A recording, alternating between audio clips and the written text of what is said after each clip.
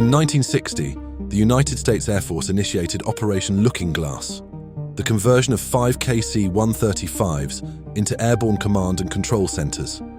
In the case of nuclear war, these aircraft would take off with top military personnel, and from the skies could mirror the capabilities of a command post on the ground, including transmitting ICBM launch codes, networking with other posts, and continuing presidential command. Today we are going to look at what have become known as Doomsday Planes. Over the years, they have been modernized to remain current and ready should there be a nuclear war.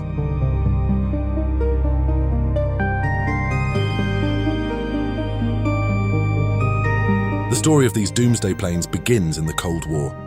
In 1960, Strategic Air Command ordered the conversion of 5 new KC-135s. The premise was simple. In the case of nuclear war, command posts would likely be lost, resulting in many contingency issues for air, sea, and ground forces. An airborne platform, able to avoid the destruction on the ground, was the proposed solution, made possible thanks to technological breakthroughs in the late 50s. These converted KC-135s would come to be referred to as EC-135s, equipped to fill the role. Conversion of the aircraft into an airborne command platform was done rather quickly, and by July 1, 1960, the first operational testing had begun. On board each aircraft would be a general officer who would have mission oversight, similar to the National Command Authority on the ground. In the case of an emergency, if communications with the ground were lost, this officer would assume a role known as Airborne Emergency Action Officer, thrusting the officer on duty from overseeing a single flight to commanding the nuclear arsenal of the United States. Referred to as Looking Glass, the aircraft's onboard systems were made to mirror what those of the command center on the ground, stripped back, but with the same core capabilities. Notably, Looking Glass systems could transmit launch authorization to ICBMs even if the launch facilities on the ground were inoperable. Specifically, the EC-135 would base its systems on US Strategic Command's Global Operations Center at Offutt Air Force Base. The role of this airborne command also included a variety of other hypothetical tasks.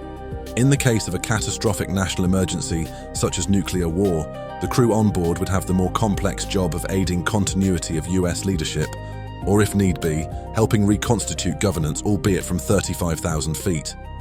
The Commander-in-Chief would also be placed on board for his safety if necessary. Thus, unlike most other crews, fighter crews, bombers, refueling, and so on, who could simulate their specific missions with a relatively high degree of certainty, the crews of the Looking Glass could not.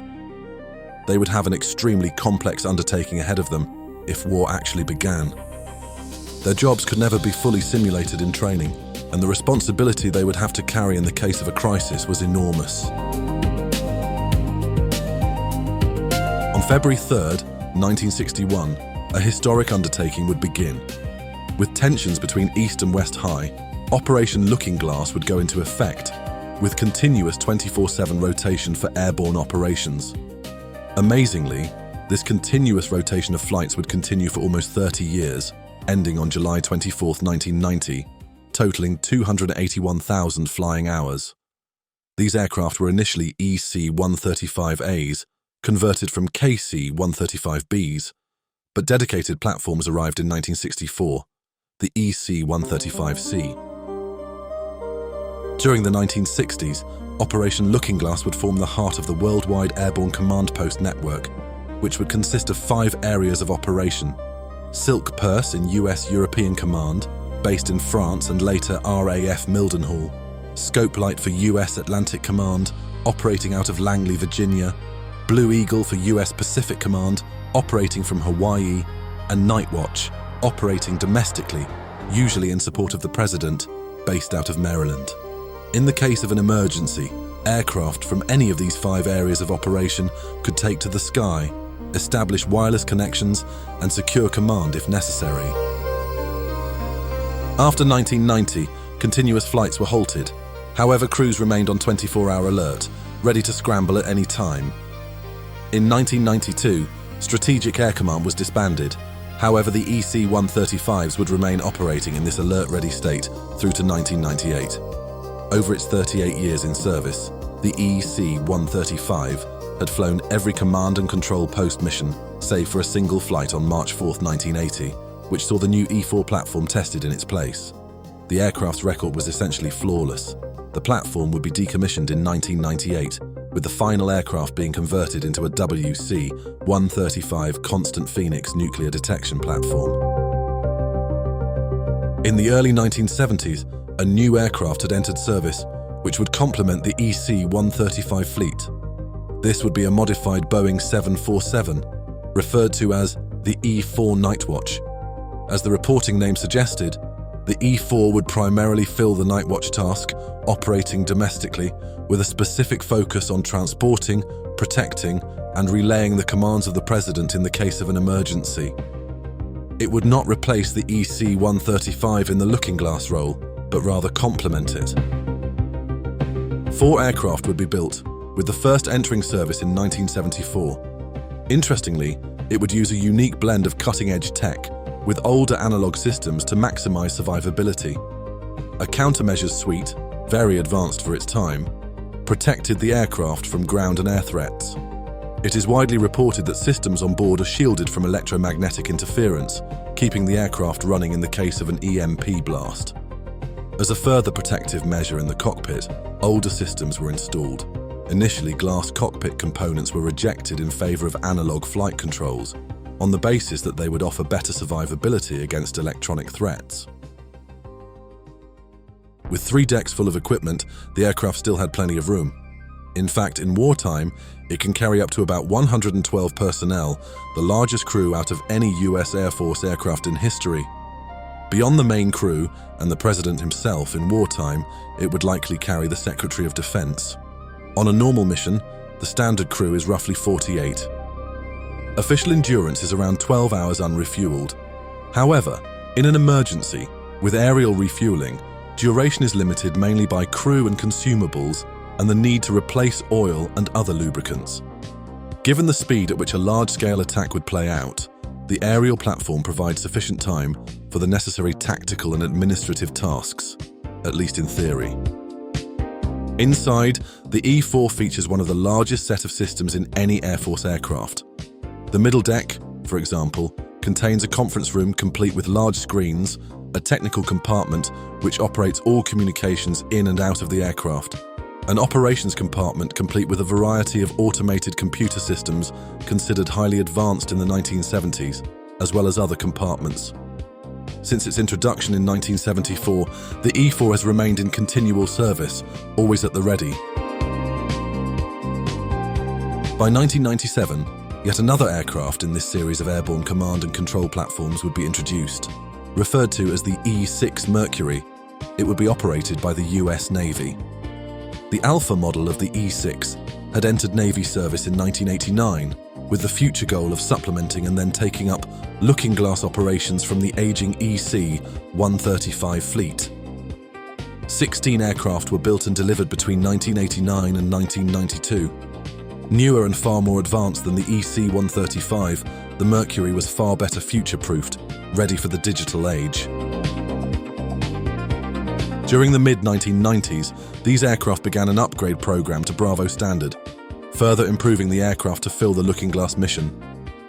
In 1997, this fleet of 16 E-6Bs replaced the EC-135, with all aircraft upgraded to Bravo by 2006.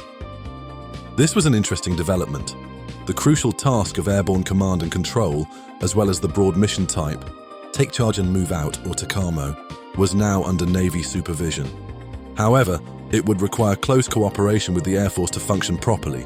For example, the E-6 doesn't conform to the Navy probe and drogue refueling method, instead requiring a boom. This means Air Force refueling aircraft are necessary, and given the nature of the mission, refueling is almost certainly going to be necessary. The E-6 continues to serve, although plans exist for its TACAMO role to be replaced by a variant of the Hercules, the E-130J, based on the C-130J, which offers higher reliability and lower operating costs. One final platform worth mentioning is the E-8 Joint Surveillance Target Attack Radar System, or JSTARS, which was used by the US Air Force between 1991 and 2023. Primarily intended to act as an intelligence, surveillance, target acquisition and recon platform, I-STAR, the aircraft could also operate in a battle management role.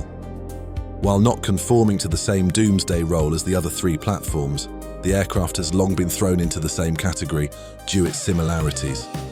Technologically advanced, the platform in its standard I-STAR tasking had the ability to easily pinpoint ground threats using ground-moving target acquisition, which could be displayed on large monitors, allowing crews to overlay such data onto high-resolution ground imagery.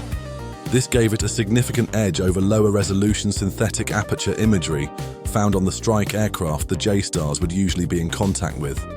However, it was also intended by the Air Force to fill crucial battle management roles in the case of a full-scale war.